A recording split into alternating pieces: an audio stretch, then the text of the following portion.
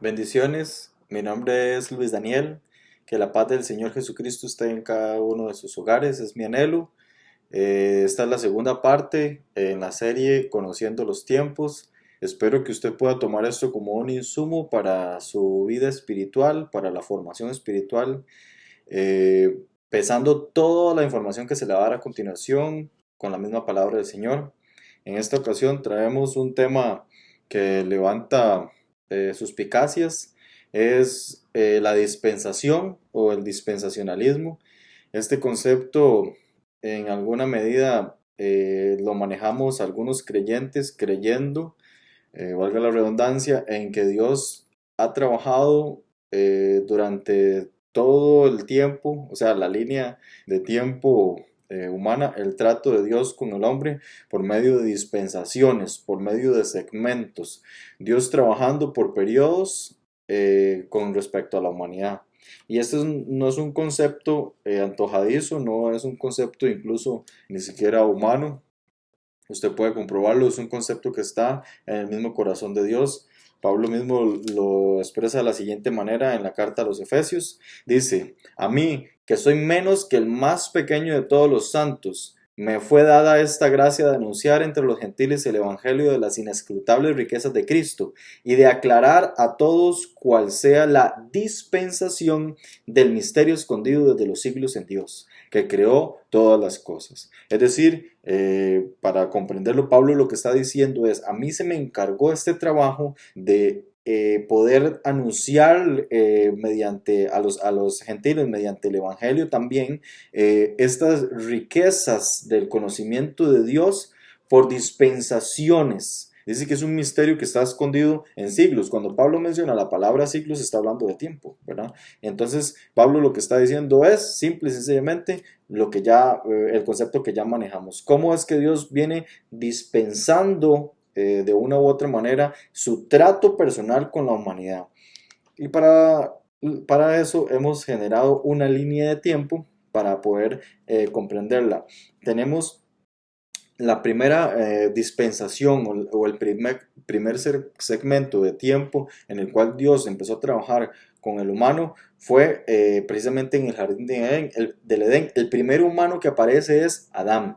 Cuando Adán aparece, a esa etapa se les llama la etapa de la inocencia.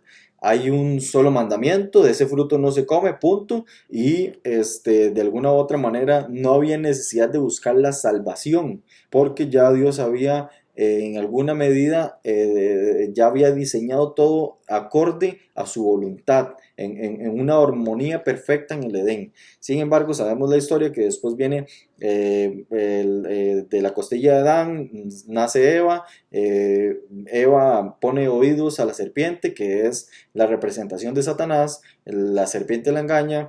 Eva entra en pecado junto con su marido, ¿verdad? Y entonces ellos son separados de Dios, alejados del huerto, y entonces se entra en la segunda etapa, que es la etapa de la conciencia humana, en donde ya el ser humano tiene conciencia del bien y del mal, que fue de hecho lo que la serpiente, la media verdad que la serpiente le dijo a Adán y a Eva, y ellos entraron entonces en la segunda etapa, que es la etapa de la conciencia. Entonces, a partir de ese instante, esa es la historia de la humanidad hasta la fecha del día de hoy. Eso de tratar de volver al Edén, de volver al origen, ¿verdad? Y hay una historia ahí que se queda quizás un poco colada, la manera en la cual Dios trata con la humanidad para poder otorgar esa salvación que ya perdió de por sí en el Edén. Y entonces cuando ellos caen, viene la sentencia, y entonces la primera sentencia es la serpiente o castigada, y la segunda sentencia es contra la mujer, y por último contra el varón. Y Dios, aparte de eso, Él les dice que ellos se habían vestidos con hojas de higuera, habían tapado la vergüenza de su desnudez. Y Dios les dice, no, de esa manera no es. Y Él les da unas pieles para que, como vayamos comprendiendo hacia dónde apunta todo esto, para poder entender esta línea de tiempo, esas pieles que se le otorgaron a Adán y a Eva para que cubrieran su cuerpo, tenían estrictamente que haber venido de un animal. Esa piel no apareció de la nada, tenía que haber venido de algún animal Podemos poner en el caso la piel de un cordero, ¿verdad? Para ir haciendo la relación directa con Jesús.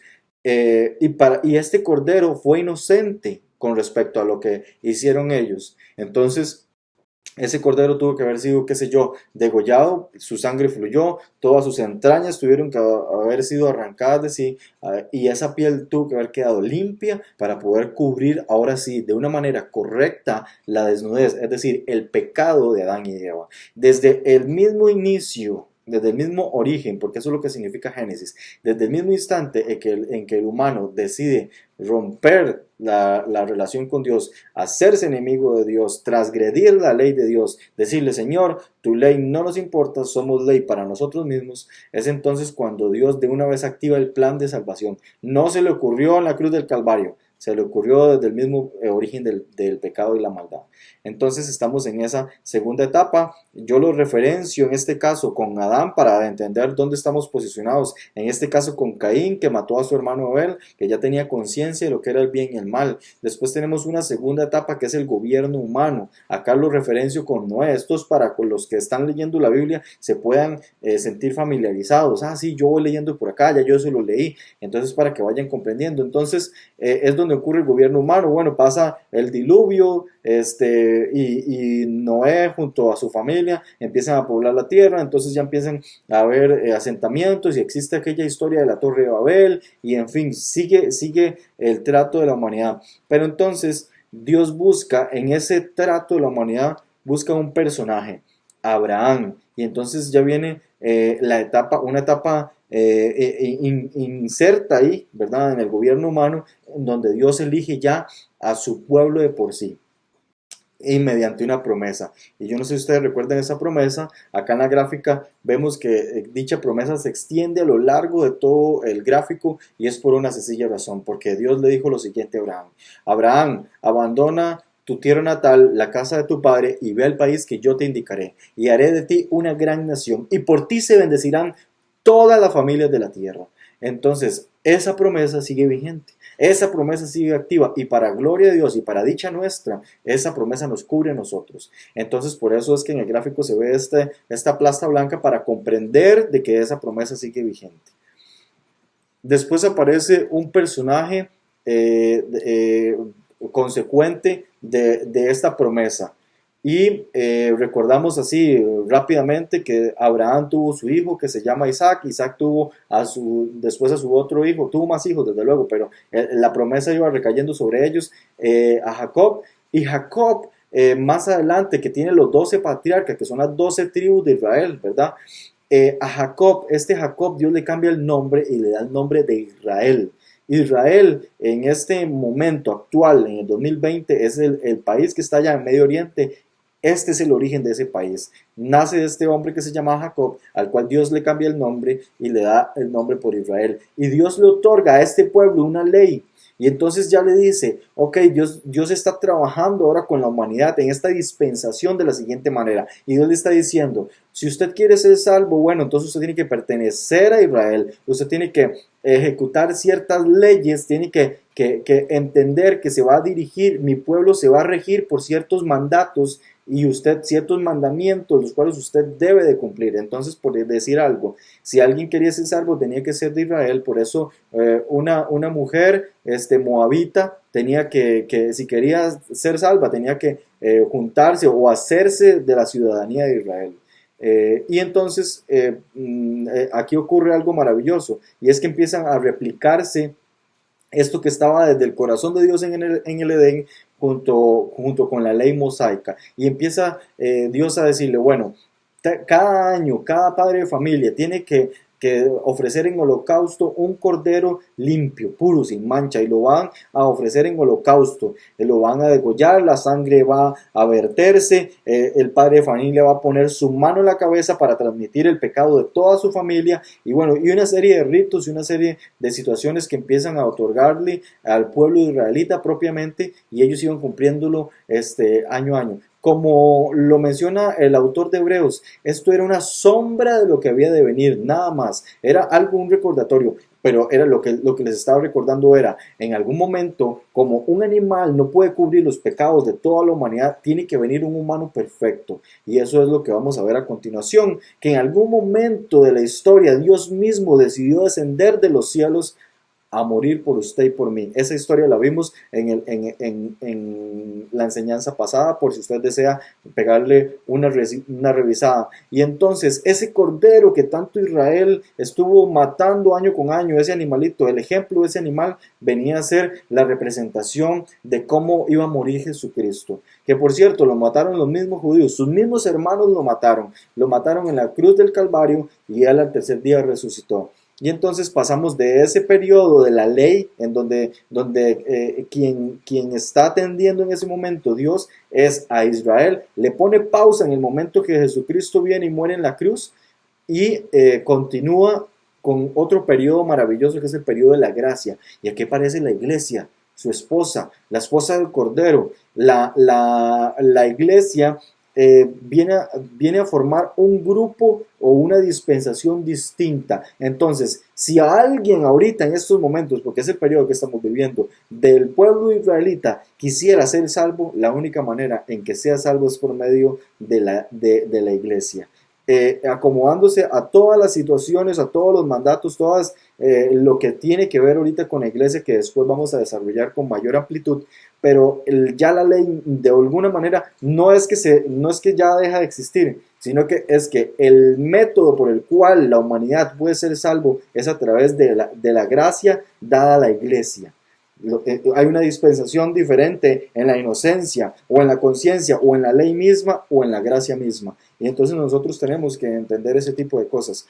¿Por qué? Porque después de este periodo de la iglesia, que insisto, es el periodo en el que estamos actualmente, vendrá el otro periodo, que es el gobierno de Jesús. Y ese gobierno de Jesús va a ser el reinado milenario. Vamos a reinar junto con Jesucristo por un milenio. Pero antes de que venga Jesucristo y ocurra esta última parte, estos últimos 2 puntos, antes de que todo esto ocurra, hay varias situaciones ahí que quiero ampliarle a continuación. Y todo esto inicia con un periodo, perdón, por así mejor, para dejarlo más claro, para que me comprendas, el periodo del reino milenial y la segunda venida de Jesucristo, y finaliza el periodo de la iglesia con un evento profético privado para su iglesia, nada más para los que somos de su iglesia, para los que nos hemos guardado, para el cristiano verdadero, no para una denominación, no para una religión, sino para aquel discípulo que ha tratado en su corazón con todas sus fuerzas, día con día, hora a hora, que se levanta, que ora, que lee su palabra, la estudia, da testimonio, hace buenas obras, pone en práctica sus dones, sus talentos a servicio del Señor. Esa es la iglesia verdadera, ese es el cristiano verdadero, ese es el cristianismo real. Porque el cristianismo consiste en Dios viniendo a la humanidad y no como la religión, que es tratando de llevar al hombre, que el hombre trate de llegar a un Dios. Esa es la gran diferencia de las religiones. Por eso es que el cristianismo te ofrece un antes, un ahora y un después. Hay un trasfondo, hay un presente y hay un futuro, un porvenir. Eso es lo que te ofrece Cristo. Y este periodo de la iglesia finaliza con el rapto de su esposa. Y esto es lo que vamos a ampliar a continuación. Y entonces, para poderlo entender a cabalidad, vamos a hacer otra línea de tiempo acá y vamos a meter el periodo donde estábamos, que es el periodo de la iglesia, y le vamos a agregar esta parte que se llama el rapto de la iglesia. Si ustedes van a Génesis 24, ustedes van a leer ese capítulo y encontrarán una historia maravillosa. Jacob, ya anciano, envía a su empleado, por así decirlo, a Eleazar, a que vaya a un pueblo a buscarle la novia para su hijo Isaac. Isaac es el segundo heredero de la promesa. Después de Isaac, Jacob. Esto es importante aprenderlo. Pero ¿qué es lo que sucede? Eleazar va hasta allá, encuentra a la esposa de Isaac y la viste con joyas, ¿verdad? Para después traerla hacia la casa. Y el empleado se queda un tiempo en la casa de esta mujer, se queda un tiempo en la casa. Les voy a hacer un paralelo profético, pero les voy a terminar de contar la historia. Después él se la trae, él viene, y cuando él va regresando, Isaac sale a su encuentro en el campo no en la casa de su padre, en el campo, afuera, en un lugar como intermedio, antes de que ella llegue y antes de que él la pueda ver dentro de la casa, la ven en el campo. Eso es importantísimo para comprender el concepto del rapto. Y entonces Isaac la recibe ahí. Ahora le voy a decir el paralelo profético. Abraham es tipo de Dios, el Padre que está en su casa, en su morada. Jesús es tipo Isaac, que está en su morada esperando a su esposa. La esposa es la iglesia está en este momento en la tierra. En otro lugar estaba Rebeca, y Elíasar es tipo el Espíritu Santo que va y está con ella un tiempo y la adorna con sus dones, con sus talentos, con sus ministerios, para que después ella pueda volver con el mismo Espíritu Santo, que se vienen ambos. Y el novio espera a su novia arriba en el aire, en el campo, arriba en el aire, para ahí que se produzca lo que se llama el rapto, que está en 1 Tesalonicenses 4 y 1 Corintios 15. Eso lo vamos a estudiar más a profundidad. Pero antes de que ocurra este evento profético, que son los que muchos cristianos estamos esperando, este momento maravilloso, a mí en particular me llena una nostalgia. Es como un misterio, no sabemos cómo es, porque Pablo explica que el cuerpo de nosotros va a ser transformado, y eso es algo que quizás para muchos sea motivo de burla. Para lo que hemos estudiado la palabra tiene bastante sentido. Pero antes de que esto ocurra, antes de que esta esposa ataviada, esta esposa sin mancha, es que hay algo que tenemos que comprender los cristianos. Se le otorgue esta corona para ser premiada por esos actos. Antes de eso tiene que ocurrir un evento profético que vamos a tratar de comprender más adelante, lo vamos a ampliar mayormente. Tiene que haber un avivamiento espiritual, tiene que haber un avivamiento tipo un Pentecostés, un segundo Pentecostés, que esto se le conoce como la lluvia tardía, porque ya existió la lluvia temprana descrita en Hechos 2, que también se habla en Joel 2, y Cantares 2 también lo menciona. Es un mover espiritual a nivel mundial maravilloso, y esto lo tenemos que provocar nosotros. Más adelante vamos a hablar un poco más de esto para poder entender qué es eso del avivamiento. Lo que mucho se ha estado predicando en los últimos años, una nueva reforma espiritual. Eso es lo que tiene que ocurrir antes del periodo del rapto. Pero cuando ya ocurre el rapto y ya su esposa esté arriba en el cielo con su esposo, hay un evento profético que se llama la boda de la cena del Cordero. Es una fiesta, generalmente en una fiesta judía. Cuando ocurría una boda, duraba un aproximado, bueno, un aproximado no, duraba una semana, 7 días. Pero en este caso, para el judío, 7 días o una semana también es comprendida como 7 años. De ahí las 70 semanas de Daniel. En Daniel 9, Daniel 8, bueno, Daniel 8, Daniel 9, Daniel 10, está explicando este contexto. Creo que es en Daniel 9 en donde nos explica, perdón, en Daniel 10 donde nos explica ampliamente esto de las 70 semanas, que también más adelante lo vamos a estudiar. Recuerda que estamos haciendo un timeline, una línea de tiempo de los aconteceres proféticos, de cómo Dios está tratando con la humanidad en este momento. En el momento en que esto está ocurriendo, en el momento que su esposa ataviada sale de la tierra, deja la tierra, abandona. Dice la palabra en las cartas de Juan que hay uno que al presente lo detiene. ¿A quién detiene? ¿De qué estamos hablando acá? Al anticristo. Al anticristo hay uno que al presente lo detiene, es el Espíritu Santo. Es la iglesia misma junto con el Espíritu Santo detienen todas las artimañas que el anticristo está por hacer. Y todo este contexto en el que nosotros estamos viviendo, de que hay una pandemia, rumores de guerra y todo eso es sin duda alguna una forma en la cual Dios ha permitido que el mundo gire y se mueva y se adentre poco a poco con muchos acontecimientos para que se prepare el terreno para este acontecimiento que está por suceder.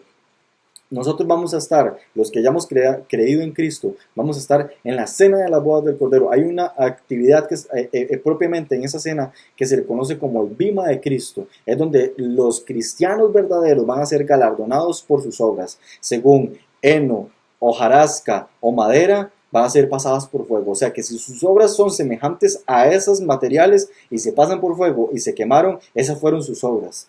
Eso deja mucho que decir, pero si sus obras fueran de oro, de metales preciosos, de oro, de perlas, van a ser pasados por fuego y el fuego no les hará daño.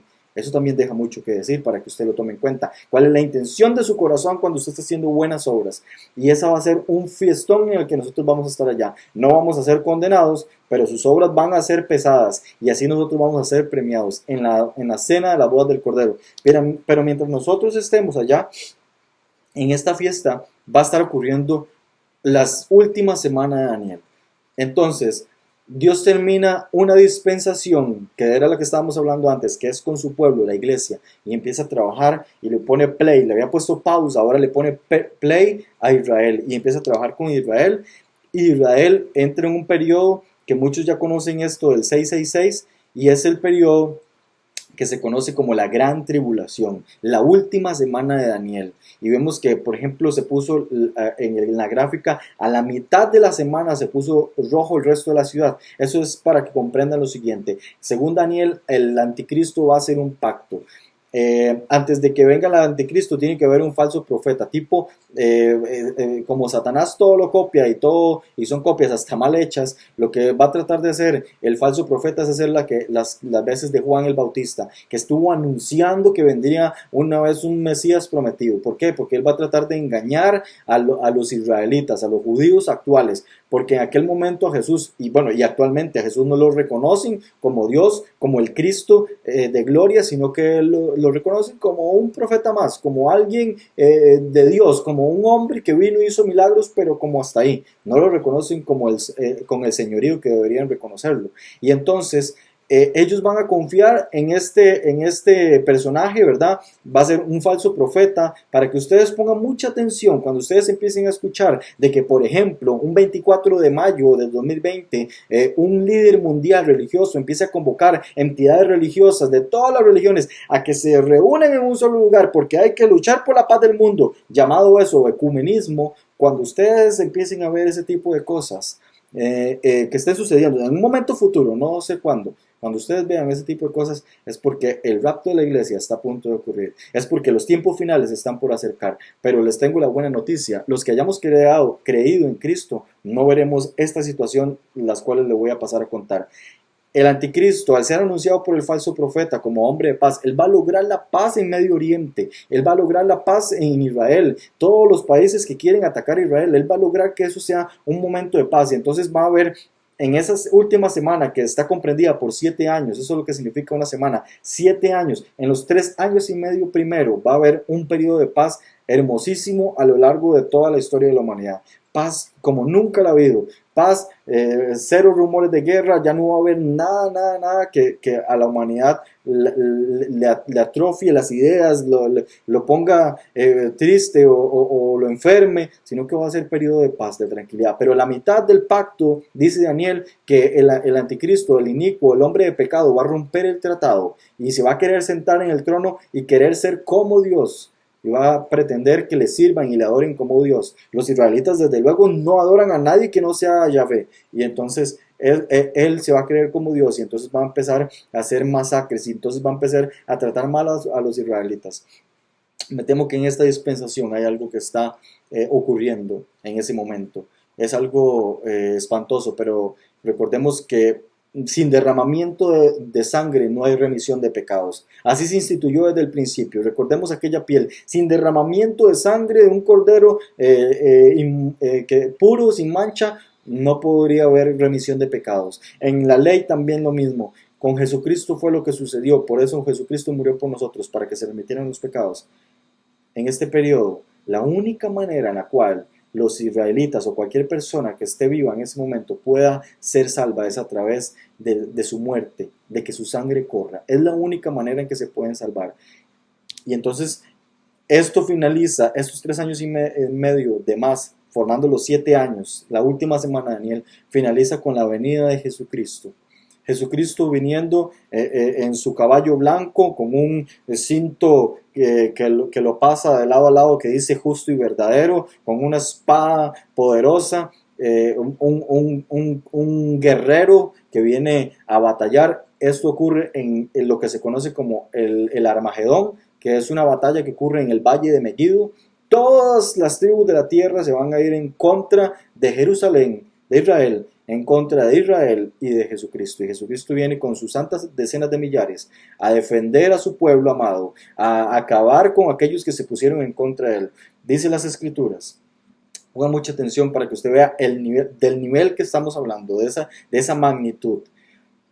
La sangre de las personas, de los combatientes que fueron en contra de Jesucristo, va a generar un río que la altura en centímetros cúbicos de la sangre va a llegar a la altura de los frenos de los caballos. Va a ser un río de kilómetros y kilómetros de sangre de los combatientes en contra de Jesucristo. Dice que Jesucristo va a mandar a llamar a las aves de rapiña para que se coman todos los cuerpos de toda la gente muerta. Eso es sumamente espantoso. Y al acabar esta guerra, viene el juicio contra ellos. Después de esto, ocurre lo que hablábamos antes, para terminar este periodo. Ocurre algo que se llama el milenio. Satanás, el falso profeta y el anticristo el Satanás es apresado y enviado al lago de fuego junto con el anticristo y el falso profeta. Y nosotros, los que seamos de Cristo, vendremos a gobernar en la tierra por un periodo de 1000 años. 1000 años en donde vamos a seguir gobernando la tierra junto con Jesucristo. Y en ese periodo vamos a estar juntamente con Él. Todo un misterio que más adelante también vamos a tratar de comprender. Para al fin llegar al fin del cronos, al fin del tiempo, donde el gran trono blanco van a padecer en el último juicio, el juicio del gran trono blanco, van a padecer las personas, todas las personas van a estar de pie. Ricos y grandes. Esto evidentemente excluye su iglesia, evidentemente excluye a todos los que creemos en Dios. Y dice la palabra del Señor que van a estar de pie. Eso significa que no va a haber posibilidades para que las personas puedan arrodillarse a pedir perdón. Si van a estar de pie es porque van a ser sentenciados en ese momento. Y todo esto para desembocar en la introducción de lo que nos compete a nosotros, comprender los tiempos. La revelación de Jesucristo. Esas son las primeras 4 palabras con las que inicia el Apocalipsis. Ese es el tema principal del Apocalipsis.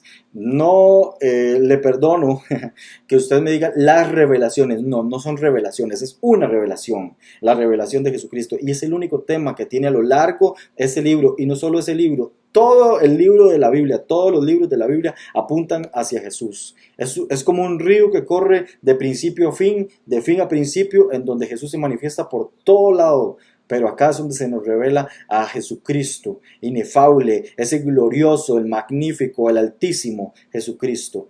Que nosotros tenemos que tener buen cuidado en diferenciar a Jesucristo, el Rey de Gloria, como lo describe el capítulo 1, con el hijo del carpintero de Belén, con el Nazareno, con aquel manso, humilde, con el cordero que se fue callado, que lo blasfemaron, que lo clavaron en la cruz y no dijo nada, por usted y por mí. Tenemos que tener cuidado de diferenciar al propósito por el cual vino Jesús en un segmento, en una dispensación del tiempo, para después resucitar al tercer día en Jesucristo, este magnífico, glorioso. Dice la palabra del Señor, la revelación de Jesucristo, que Dios le dio para manifestar a su siervo las cosas que deben suceder pronto, la declaró enviándola por medio de su ángel a su siervo Juan, del ángel a Juan, que ha dado testimonio de la palabra de Dios y el testimonio de Jesucristo y de todas las cosas que ha visto. Lo que vio Juan en Apocalipsis 1, versículo 1 y 2. Juan hizo caso. Y vea lo que dice el versículo 3. Bienaventurado el que lee. Yo espero que usted pueda leerse este libro y todos los libros, que usted pueda tragárselo, que usted pueda digerir este libro constantemente, el que lee. Y los que oyen las palabras de esta profecía, yo estoy seguro que muchos de los que están viendo eso también pueden escuchar, y guardan las cosas en ellas escritas, porque el tiempo está cerca. Vivimos en tiempos tan avanzados que incluso las personas sordas, las personas que no pueden ver, pueden interpretar la palabra del Señor por medio del esco o de braille. Bienaventurado el que lee, el que oye y el que guarda. Esta palabra guardar es mantener viva en el corazón constantemente, como una luz que no podemos apagar, constantemente tenerla expuesta, no simplemente que la guardo y la tengo ahí en el closet, no, es que yo la guardo como algo que atesoro en mi corazón, como algo importante, que yo no lo suelto para nada, pero ahí lo tengo constante, algo constante, que yo estoy alimentándome de eso. las cosas que en ella están escritas. Y finaliza este versículo 3. Este versículo es maravilloso, porque el tiempo está cerca. Es decir, estamos a punto de ver cosas maravillosas. Recordemos que el tiempo le pertenece a Dios. Bienaventurados, dichosos, felices. ¿Qué más quiere usted que le diga a Dios? Para terminar de la siguiente manera. Mire, Juan hizo caso y obedeció. Dijo, lo que era desde el principio, lo que hemos oído y lo que hemos visto con nuestros ojos, lo que hemos contemplado, lo que palparon nuestras manos tocante al verbo de vida, es decir, a Jesús. Porque la vida fue manifestada y la hemos visto y testificamos y os anunciamos la vida eterna, la cual estaba con el Padre y se nos manifestó. Lo que hemos visto y oído, dice Juan nuevamente, eso os anunciamos, para que también vosotros tengáis comunión con nosotros, y nuestra comunión verdaderamente es con el Padre y con su Hijo Jesucristo. Juan nos está diciendo, hey, yo les estoy contando todo esto porque todo esto es verdad. Yo lo escuché, yo lo vi y vengo y se los comento a ustedes, se los entrego a ustedes para que ese tesoro ustedes lo puedan tener. Comas el libro de Juan y las cartas de Juan para que usted pueda entender toda la revelación de Jesucristo y para que usted vea que usted va, cuando se da cuenta, usted va a andar por toda la Biblia encontrando un montón de tesoros. Lo que hemos visto y oído os anunciamos para que también vosotros tengáis comunión con nosotros. Esa comunión de la que Juan quiere que nosotros tengamos. Verdaderamente es con el Padre y con su Hijo Jesucristo. Para ir terminando. Juan no solo se quedó entendiendo y fue elegido para que se le designara en los tiempos finales la revelación de Jesucristo. También escribió cartas. Pero también escribió su evangelio. Y en el versículo 14 del primer capítulo dice, aquel verbo Jesús fue hecho carne, se hizo humano. Lo que yo les explicaba, la religión trata siempre de ver cómo el humano llega a Dios. Pero el cristianismo, el discípulo que trata de entender esto, entiende y comprende que Dios se hizo carne, Dios se hizo hombre y habitó entre nosotros y vimos su gloria, la vimos, dice Juan, gloria como del unigénito del Padre, lleno de gracia y de verdad, de gracia y de verdad. Mis amigos que están escuchando, hemos entendido, hemos pasado a kilómetros por hora por una línea de tiempo durante muchos siglos, muchos milenios atrás, para comprender de que estamos a punto de adentrarnos en la revelación de Jesucristo. Oremos. Padre Santo, lleno de misericordia, Señor, esa bondad que es misericordia, justicia en equilibrio, Dios Santo, en donde en algún momento de la historia tú decidiste descender desde tu trono celestial hasta caminar acá, Dios Santo, en el desierto, a la par de unos pescadores malagradecidos y malolientes, Señor, que quizás nosotros seríamos iguales a ellos, que nunca merecimos que tú vinieras y nos dieras de tanto amor, nos enseñaras tantísimo, que nos dieras tu gracia, nos dieras tu salvación, Dios Santo, que dejaras tu palabra, que la persona del Espíritu Santo quedara en lugar tuyo, Señor, que tuviéramos la revelación, Padre eterno de gloria, de tu palabra, de quién eres tú realmente, oh Dios. Dios mío, tanto, tanto, tanto nos diste, y simplemente que nosotros somos los seres más dignos de conmiseración si no fuese de esa manera. Dios mío, no nos queda más que agradecerte, serte obedientes, estudiar tu palabra, tratar de orar día con día, Señor, para encontrar tu rostro, para saber quién eres en verdad. Dios mío, a estas personas que están viendo este video, yo quiero que tú pongas tu mano de gracia, tu mano de poder y cambies esos corazones, los transformes de corazones de piedra a corazones de carne, porque te necesitamos, Señor. Nosotros, tu iglesia y el Espíritu dicen, ven, Señor. Gracias, Padre Santo. Que el Señor poderoso, todopoderoso, me los bendiga. Amén.